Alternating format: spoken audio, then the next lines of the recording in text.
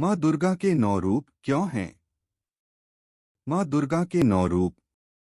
माँ शैलपुत्री की पूजा में कौन से मंत्र का जाप करें? नवरात्रि उत्सव के दौरान देवी दुर्गा के 9 विभिन्न रूपों का सम्मान किया जाता है एवं पूजा जाता है, जिसे नवदुर्गा के नाम से भी जाना जाता है। प्रथम शैलपुत्री च द्वितीयं ब्रह्मचारिणी, तृतीय चंद्रघंटेति कूष्मांडेति चतुर्थकम, पंचम स्कंदमातेति षष्ठं कात्यायनीति च, सप्तम कालरात्रीति महागौरीति चाष्टमम्, नवम सिद्धिदात्री च नवदुर्गा प्रकीर्तिता। उक्तानेतानि नामानि ब्रह्मणैव महात्मना। नमस्ते मित्रों, दुर्गा माता की पाठ सुनने मात्र से सभी को मुक्ति मिलने लग जाती है। दुर्गा माता का नाम कमेंट में लिखने से दुर्गा माता उसका दुखों का हरण कर लेता है। माता का नाम से ही दुनिया जीवित है। आइए सुनते हैं और जानते हैं माँ दुर्गा के बारे में। नवदुर्गा माँ दुर्गा के 9 रूप। शैलपुत्री, ब्रह्मचारिणी, चंद्रघंटा, कूष्मांडा, स्कंदमाता, कात्यायनी, कालरात्रि, महागौरी, सिद्धिदात्री। देवी माँ या निर्मल चेतना स्वयं को सभी रूपों में प्रत्यक्ष करती है और सभी नाम ग्रहण करती है। माँ दुर्गा के 9 रूप और हर नाम में एक दैवीय शक्ति को पहचानना ही नवरात्रि मनाना है। असीम आनंद और हर्षोल्लास के 9 दिनों का उचित समापन बुराई पर अच्छाई की विजय के प्रतीक पर्व दशहरा मनाने के साथ होता है। नवरात्रि पर्व की 9 रातें देवी माँ के 9 विभिन्न रूपों को समर्पित हैं, जिसे नवदुर्गा भी कहा जाता है। या देवी सर्वभूतेषु शक्ति रूपेण संस्थजिता। नमस्तस्य नमस्तस्य नमस्तस्य नमो नम। नवरात्रि उत्सव के दौरान माँ दुर्गा के 9 विभिन्न रूपों का सम्मान एवं पूजा की जाती है, जिसे नवदुर्गा के नाम से भी जाना जाता है। माँ दुर्गा का पहला ईश्वरीय स्वरूप शैलपुत्री है। शैल का अर्थ है शिखर। शास्त्रों में शैलपुत्री को पर्वत शिखर की बेटी के नाम से जाना जाता है। आमतौर पर यह समझा जाता है कि देवी शैलपुत्री कैलाश पर्वत की पुत्री है, लेकिन यह बहुत ही निम्न स्तर की सोच है। किंतु इसका योग के मार्ग पर वास्तविक अर्थ है चेतना का सर्वोच्चतम स्थान। यह बहुत दिलचस्प है कि जब ऊर्जा अपने चरम स्तर पर है तभी आप इसका अनुभव कर सकते हैं। इससे पहले कि यह अपने चरम स्तर पर न पहुंच जाए तब तक आप इसे समझ नहीं सकते, क्योंकि आजा की उछाल का अनुभव करेंगे और साथ ही तुरंत क्रोध से बाहर निकल जाएंगे।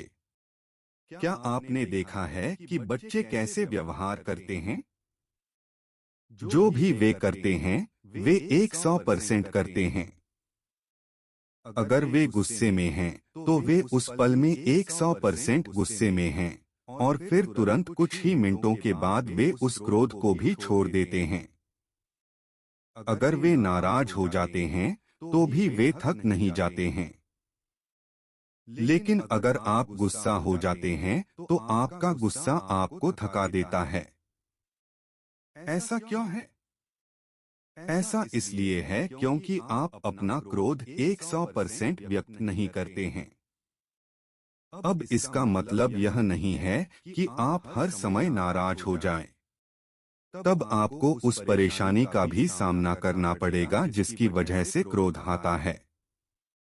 जब आप किसी भी अनुभव या भावनाओं के शिखर तक पहुंचते हैं तो आप दिव्य चेतना के उद्भव का अनुभव करते हैं, क्योंकि यह चेतना का सर्वोत्तम शिखर है। शैलपुत्री का यही वास्तविक अर्थ है। माँ शैलपुत्री की पूजा में कौन से मंत्र का जाप करें? ऐह्रीं क्लीं शैलपुत्र्यै नमः मंत्र के जाप से आप माँ दुर्गा के पहले स्वरूप माँ शैलपुत्री की आराधना कर सकते हैं। नवरात्रि की प्रतिपदा को पहने सफेद रंग के कपड़े। प्रतिपदा नवरात्रि के 9 रंग देवी के विशिष्ट गुणों का प्रतीक है। ब्रह्मचारिणी, चंद्रघंटा, कूष्मांडा, स्कंदमाता, कात्यायनी। कालरात्रि, महागौरी, सिद्धिदात्री। क्यों है माँ दुर्गा के 9 रूप? यह भौतिक नहीं बल्कि लोक से परे अलौकिक रूप है, सूक्ष्म तरह से सूक्ष्म रूप। इसकी अनुभूति के लिए पहला कदम ध्यान में बैठना है। ध्यान में आप ब्रह्मांड को अनुभव करते हैं। इसीलिए बुद्ध ने कहा है, आप बस देवियों के विषय में बात ही करते हैं, जरा बैठिए और ध्यान करिए। ईश्वर के विषय में न सोचिए। शून्यता में जाइए, अपने भीतर। एक बार आप वहां पहुंच गए तो अगला कदम वो है जहां आपको विभिन्न मंत्र, विभिन्न शक्तियां दिखाई देंगी, वो सभी जागृत होंगी। बौद्ध मत में भी वे इन सभी देवियों का पूजन करते हैं। इसलिए यदि आप ध्यान कर रहे हैं तो सभी यज्ञ, सभी पूजन अधिक प्रभावी हो जाएंगे। नहीं तो उनका इतना प्रभाव नहीं होगा। यह ऐसे ही है जैसे कि आप नल तो खोलते हैं, परंतु गिलास कहीं और रखते हैं, नल के नीचे नहीं। पानी तो आता है पर आपका गिलास खाली ही रह जाता है। या फिर आप अपने गिलास को उल्टा पकड़े रहते हैं। 10 मिनट के बाद भी आप इसे हटाएंगे तो इसमें पानी नहीं होगा, क्योंकि आपने इसे ठीक प्रकार से नहीं पकड़ा है। सभी पूजन ध्यान के साथ शुरू होते हैं और हजारों वर्षों से इसी विधि का प्रयोग किया जाता है।